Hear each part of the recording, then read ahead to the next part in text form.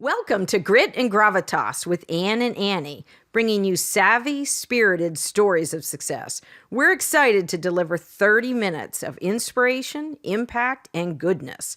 We'll be bringing you guests and friends from around the country who have very special work and personal journeys. I'm Ann Dieter Gallagher, your co-host with Annie Carnathan, and this is Grit and Gravitas. Let's go!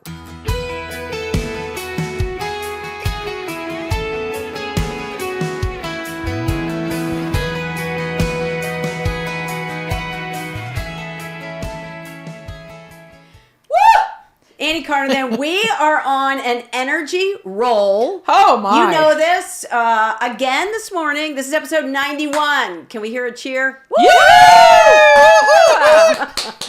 So, and we are grateful to all of our listeners. We're grateful to all of our Grit and Gravitas podcast guests, and super excited to have Kelly Palmer in the Grit and Gravitas podcast studio in her Easter adorable, lovely dress. So it may not be free. She rolls in with the biggest ball of energy to just start the day. You're like, oh, thank the Lord. Coffee and chocolate. Yeah. Coffee and chocolate. And she brought gifts. She brought pastries. Tell me. Oh, right. Kelly, you are regional affairs for PPL, which is our utility here for most of the counties here in central and maybe eastern Pennsylvania. Can I just say, like, when I think of that title and look at you, I can't really mesh them because you are such a ball of energy. And I'm thinking utilities, but you do say you've been seen in a hard hat and steel-toed boots. Yes, I have. So actually in my background, my previous life, I worked in local government. So I was a municipal manager. So it was a lot of, going out in the field, working with our engineers, roads, bridges, just fascinated with the built environment. And I love to be outdoors. So I love, Annie, when I first met Kelly, which is not all that long ago, you meet people in your life and you think, I want to do something with him or her. Absolutely. Like I will go so far as to say kindred spirit with Kelly, her energy, she's so young and fresh. And then when I saw her in action, for work, we are actually doing an event together on May 29th, Child Care Town Hall, dealing with the child care crisis in Pennsylvania. So it's kind of a very important topic. Kelly is bringing thunder to that panel. Shock and awe. And seminar. But she is such an outlier in what she has done. So professionally, we said PPL. And then a crossover with, I won't say your passion project, but you are the queen of service to others, to service to the community. Tell us a little bit. I know you're in an appointed office. Tell us a little bit about planning commissions, because that doesn't sound very sexy to me. Oh my gosh. So like I said, it doesn't sound sexy to anybody, I don't think. And I think, my husband even calls us, he says, you guys are the nerd board. Like, right. You're the nerds. You don't have the most exciting things. But really, I mean, when you think about, again, I know I'm fascinated with the built environment. Totally. But when you think about like our roads and our bridges and our wastewater systems, our stormwater systems, everything that kind of our infrastructure, it's ubiquitous, it surrounds us. And it's really like, I think it's a mechanism to how we can connect with one another as well. So we really look at the future. Right. So the future is exciting to me. I'm very forward looking. Yes. We're really looking at the future. And I believe wholeheartedly that everything is a system. So you change the inputs if you want different outcomes, if you want different outputs. And planning really is a system for the future. So we advise the local governing body. They are the elected officials. Right. We advise them on, land use projects, what we really think the community should look like in the future. So it's very exciting. It was such an important position. It's ubiquitous until it breaks down. I mean, everyone takes it for granted. Until something. But you exert a lot of control over communities on what we can and I'm on Downtown Camp Hill Association board, so we represent the Queen of Camp Hill. Yeah.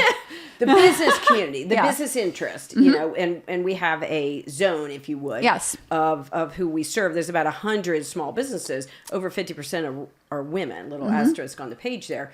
But we work with our borough council. Our borough is very small, 8,000 are in the borough. But it was an eye-opener to me on what we need to pay attention to. And I know we're going to get into that. She's going to give us some tips on women, why we need to go into these, I don't want to say non-traditional, but these very important decision-making roles.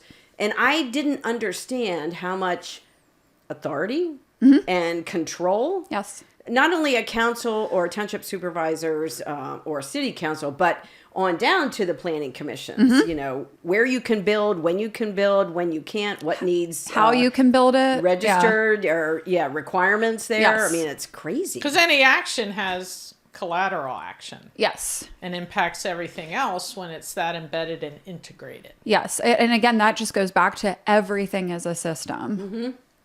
So government first. How did you know that's what you wanted to do? Or how did you get into that? It's interesting. I have had a very non-linear path. We love it. We love it. Yeah, we do love and that. it's like, I'm one of those people that's like, I love to plan, I love strategy, but I'm also like, I'll know it when I see it. I'm intuitive too. Instinctive, So yep. yeah, trusting your instincts, and I'll know it when I see it.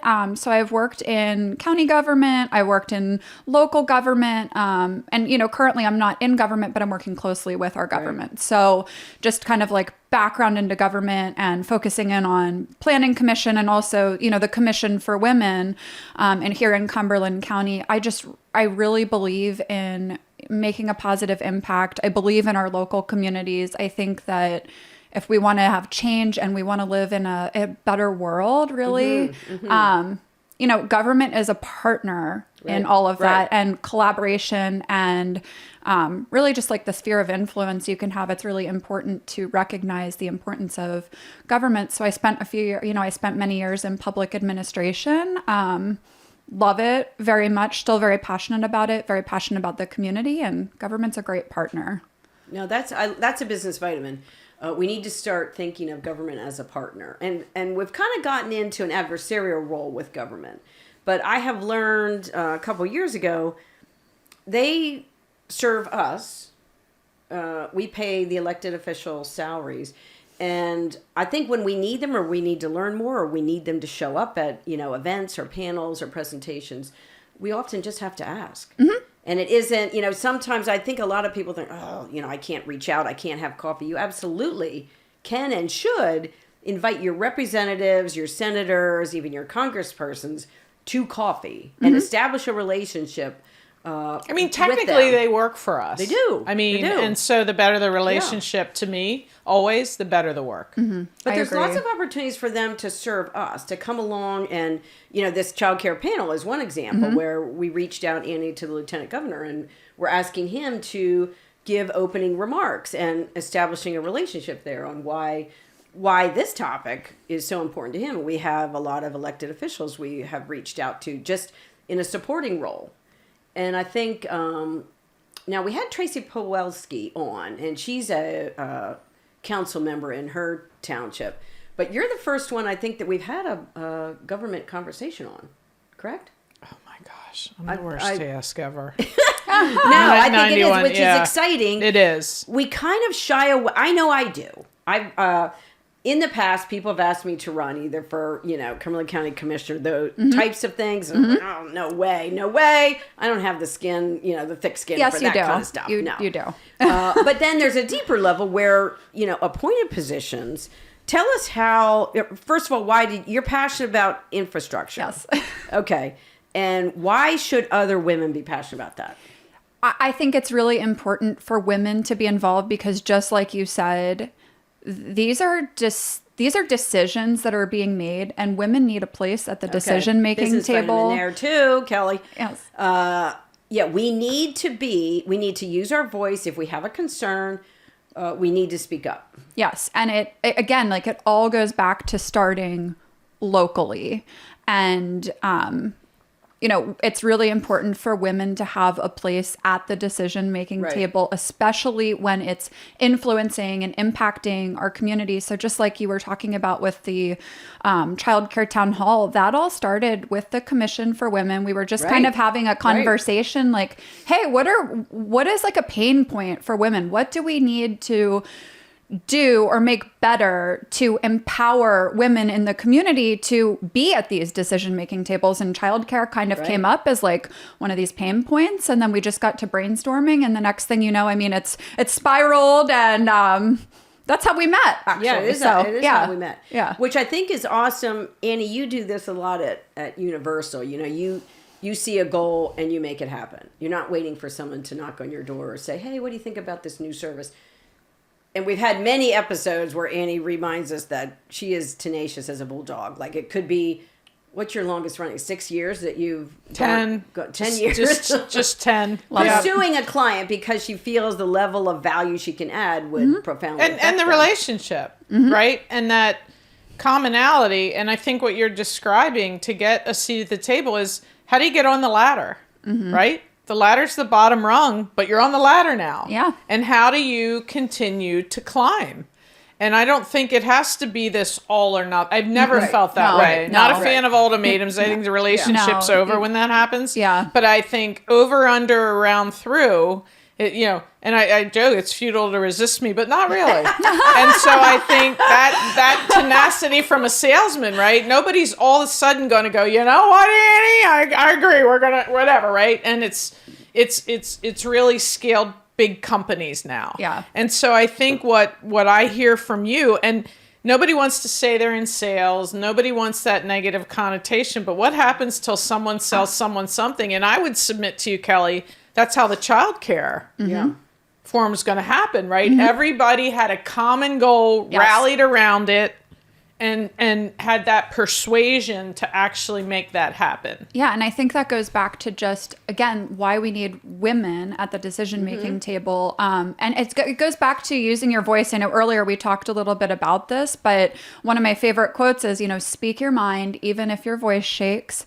So by having these conversations and just kind of like jumping into things that you're passionate about or you care about or that will benefit the community as a whole, it's just all going to evolve. You're going to meet other people who have mindsets similar to yours. And just like you said, we're all working towards a collective goal, and the impact will just have a ripple effect. And this is a good reminder. So, Annie, this is on the county level. So a group of women, which is bipartisan, that live in Cumberland County, decide, you throw out the question, what's a pain point? So this is brilliant, because to get change done in the Commonwealth, it's going to take a long time for policies and, bills to be created and passed and whatever. So you're saying, okay, we see a problem and we're going to assemble the right team. And hey, come along with us. You have a childcare concern. You as a CEO, you absolutely have a stake in childcare. If you want to recruit the best people, chances are high that some of your female employees are having a childcare challenge. I don't think there's any question whatsoever that our hybrid sort of flexibility is 100% mom and benefit. family Yep. centric. Yeah. And I think too that when we look out and say, what might we not agree on, there's always commonality that we can find. And this is a national issue. Yes. If there are women and there are families and there are moms, Yes. we know intuitively that smaller sample size can expand nationwide. I think the what I would say to other women is, even if your voice shakes, even if you have imposter syndrome, we've talked about that in other episodes. I struggle with that. No, and having someone say, I can't assemble a panel. I can't speak to this because I either don't have a degree in that. There's, probably you don't have a degree in childcare education or daycare, certifications. But I would encourage all women to step up and look for a place just to be involved. It isn't, and it might not be long term, but on the county level and the borough, township, city level, you can make significant change on these things. And I see this Colonel Kelly, and I tendency to sort of go off point, but I've never heard a man. I do too. Ever heard a man ever say he has imposter syndrome. Why is that centric? Why is that centric to women, A? And B, what do you do when those inevitable moments wash over you? Yeah, so it's really interesting you asked that because it's something I have been thinking about and I struggle with to this day. I don't believe you though. People tell Are me you brave or are you acting brave? That's the thing, right? I struggle with it to this day, and I think it's something we need to keep the conversation going with, because I mean, I don't know that there's anybody out there who hasn't experienced like anxiety or something along those lines. So, if you're, you know, representing someone or something. Right. So for me, it's just all about, I try to really trust my instincts, trust my abilities. I surround myself with people who inspire me. So I really feel like just like you're talking about having the right team. I feel like I have the right kind of like girl tribe around me. And I surround myself with people who really inspire me. I might not have the degree in childcare, but I can talk to the person who has the degree. I can bring everybody together and I can lead in that way. But really, a lot of it is I'm taking a deep breath and I'm going to put my brave face on. And if I fall, I fall. I'll learn something from it. And it's an obstacle, but I'll overcome it. So I just kind of push through. Yeah, I push through. And I tell people that ask me that, because it never appears I have that, and I don't know that I would ever. You don't either. I wouldn't signal that as but here's the thing: no is really normalized to me because I'm a salesman. Yeah, I've got, and the most no's wins, which is really counterintuitive. Yeah. And I think that imposter syndrome comes into your insecurities. It could be because you're not getting enough sleep. Could be that there's just a particular amount of challenges in that week. And I don't think there's anything that's helped me just think through the success I've achieved like walking has. Yeah, every single morning. Yes. It's really, you know, I was journaling about chronic stress, and what I keep coming back to is how sacred that time is. So I don't necessarily know how to meditate, but I feel like that's it. Right. And so imposter syndrome, it's like a recipe, right? You're not going to make pancakes the way I am or like Ann is, not gingerbread house, not anything. It's why recipes have a life of their own. It's different for everyone. And I think as women, we just have to throw all our ingredients into the center and let someone bake their own cake and make their own pancake. And that's what this show is. How's that going to come up otherwise? Yeah. Right? I love that analogy. That is like, I think the best way I've heard it put, like tangible advice. I love that analogy. It's different for everyone. It is. And if someone says to me, what did you do to get an accounting after 10 years? What in the world? Like, it's 10 years. Yeah. I have no idea. It's intuitive. It's instinctive. And I was never diminished by no. It wasn't an unequivocal no, because then you have to go away or you're a stalker. It was sort of like timing, no, not now. Yeah. And what do? I become intentional. I know my worth. I do really care about people. It's very relationship centric to me. Yeah. But I think imposter syndrome, it's fascinating to me. Men have never have I heard a man utter that. And women really sort of struggle with that. And I like the why behind things. Yes. So what can we do with this show to say, Kelly, you're going to teach us something about what you do when that washes over you? Yeah. I think a lot of it also goes back to, you know, you said like playing an all or nothing game. Nobody ever wins when you play an all or nothing game. And for me, like, I don't like thinking or approaching things in black and white. Like, black and white can be our guardrails and how we move forward. But I have found through experience that the answer is typically, it's in that gray area and it's working with other people, trying new things. Everything is an opportunity. So, that would be my advice about that. But think of an outcome where someone loses, and how does anybody feel good about that? Yeah. And I know if I had to really put success into a microcosm, I want everyone to win. Yes. Yeah. I'm figuring out how to line people up on the chessboard so that everyone wins, because everyone wants to know what's in it for me. Right. I mean, everyone has that same radio frequency. What's in it for me? And so I think there's that intentional strategy, if you will, to really understand the EQ, the IQ. Yes. And I have to pivot away from Ann if we can't do anything together, right? So if grit and gravitas, great, we tried, right? But it's just not like, here's how Anne wins, here's how we win, here's how everyone wins. And we have, right? So Yeah. that was intentional as an example. Yeah. And look where we are. Yeah. Yeah, episode 91. I know. 4 years. That's amazing. But you're right. Yeah, If that's everyone amazing. wins, that's a great outcome. Yes. When there's a loser, no matter what was accomplished, it doesn't feel good. Yeah, it never feels good, but I always try to reframe. Like reframing is a big thing for me too. I always try to look at, hey, I got rejected from this, or I lost this, but what can I learn from it? What can I do next time? And I just really view obstacles as just opportunities to learn something new. Well, you're and- going to teach, be able to share that. I honestly feel the Lord's going to bring someone in your path for whatever Amen. your loss was that you Amen. experienced, or your, derailed Mm-hmm. situation.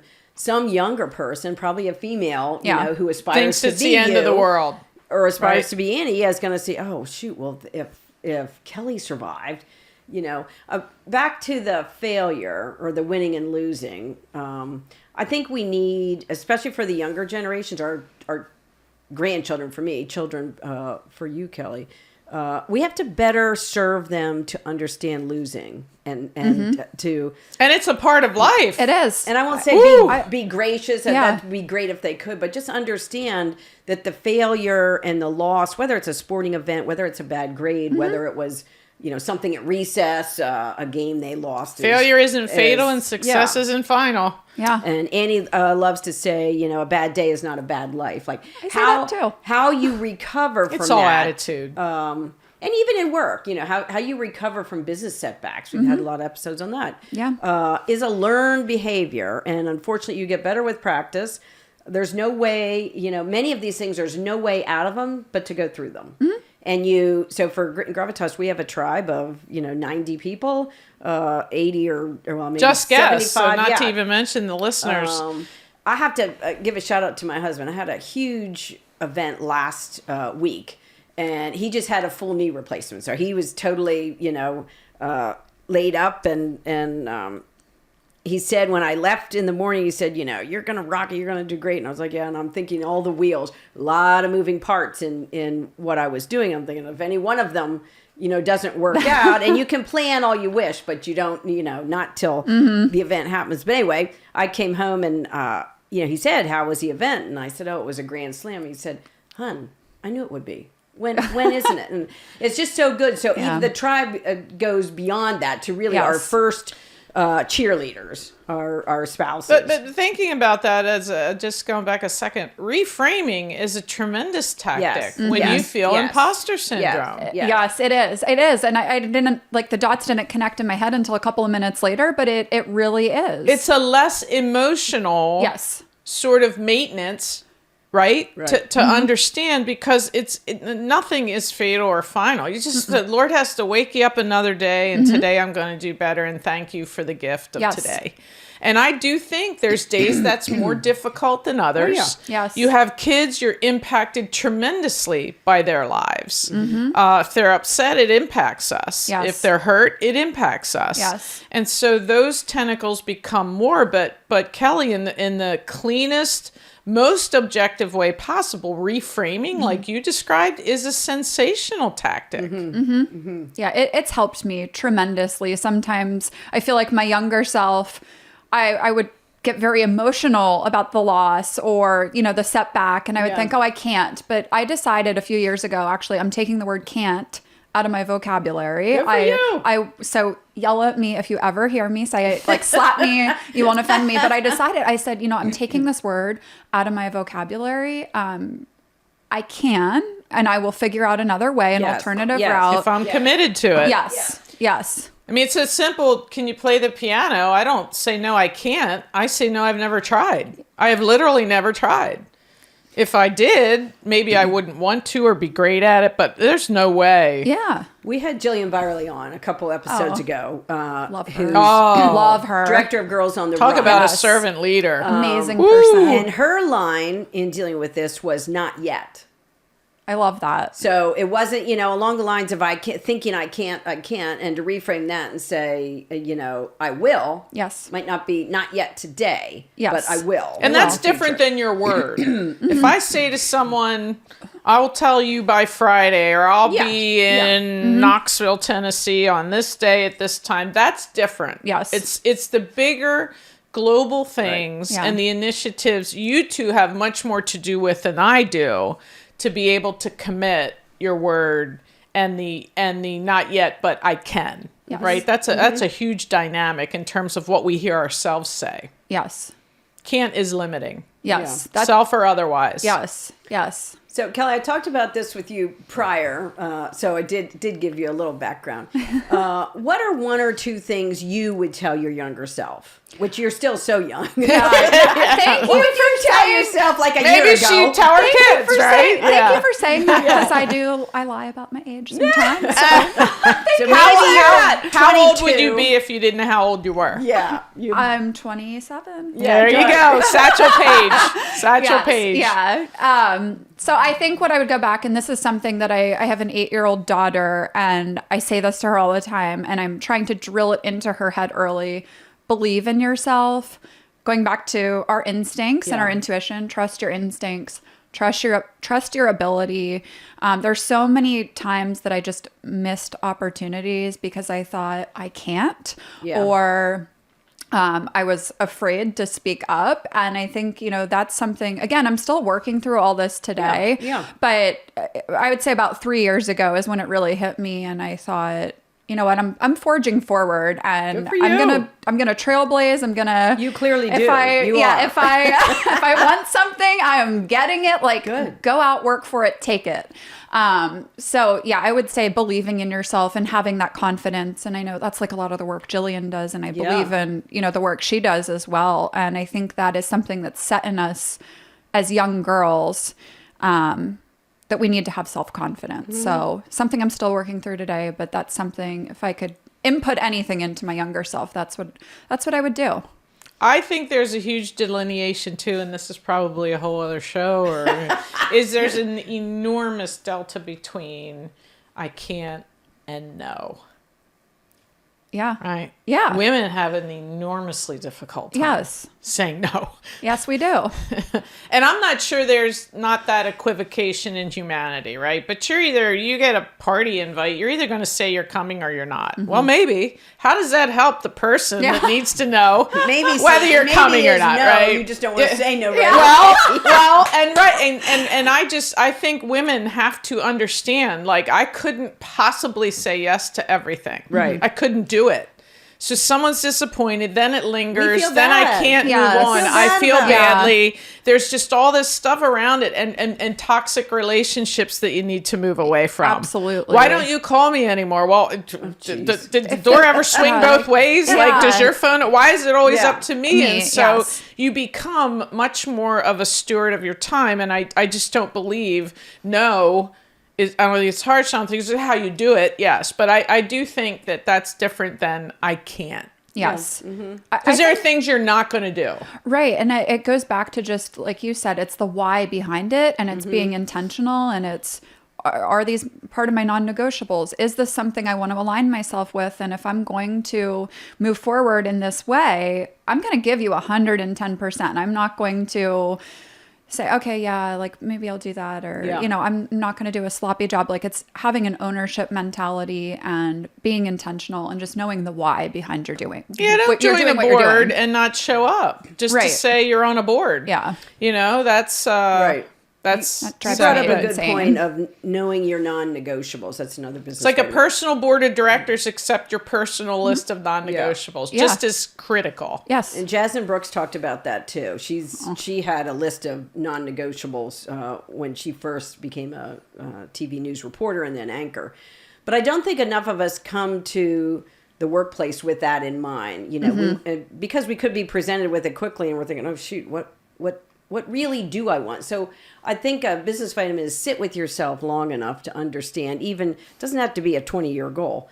For the next year, what are the non-negotiables? Maybe it's the time between work and home. You know, the non-negotiable is 5 o'clock. I'm done. Yeah, in now my silence, children. just with yourself. Get comfortable with yourself, flaws and all. Yours would be walking in the morning. Yeah, and non-negotiable. I say to people, I'm messy, I'm flawed. There's so much I should do better, but know that I'm doing the best I can, Yes. and my intention is pure, right? And so I think there has to be that grace that we give ourselves as much as we give and forgive others. And that's hard for women to do. Yeah. Super hard. That's something else I struggle with. I always felt like, okay, well, I need to have these huge, huge goals and I need to accomplish this. And like, it needs to be, I think when I first met you, I was like, Ann, I have a spreadsheet for this. Like, No, you did the spreadsheet like in an hour. I'm like, holy cow, this woman is game on. But sometimes the intentional goal is dinner on the table. exactly. Like, I want to That's- spend time with my kids. Oh and my like, I don't need to be a gosh, yes. perfectionist about this. They're And- little one time, I will tell Exactly. you. It goes so fast. You look up and they're 20 and you barely ever see them. And when they're home, they're sleeping. I mean, it's really crazy. So we're way over already time wise. I'm just I was just told you as what much I a will culprit say. of that. Yeah. I was just as much In going over response, today as it's our all- show. That's right. yeah. Anyway, Kelly, what would you, so one business item for especially younger women aspiring to be you, aspiring to lead, or what's a first step to get involved in local government? I think it's really just making a call. Like, people, there is not a huge, it can be a huge lift if you want it to be a huge lift, right? But joining a planning commission or seeking an appointment. Yeah, you or know. even just like talking to somebody Yes. who's on the planning Yes. commission or any of the other boards, like Park and Rec, and Yes. yeah, Good like idea. just talk to somebody who's involved and say, hey, why do you do this? What do you do? Yeah. I think sometimes we place these barriers and these obstacles True. in front of us, True. and really, like, It's fear, right? It holds us in place, and then we don't have to risk anything. Yeah, and then we just freeze. So it's in our DNA, literally. Yeah. And everybody's different. Like, I want to charge forward, full steam I'm ahead. shocked. I'm shocked.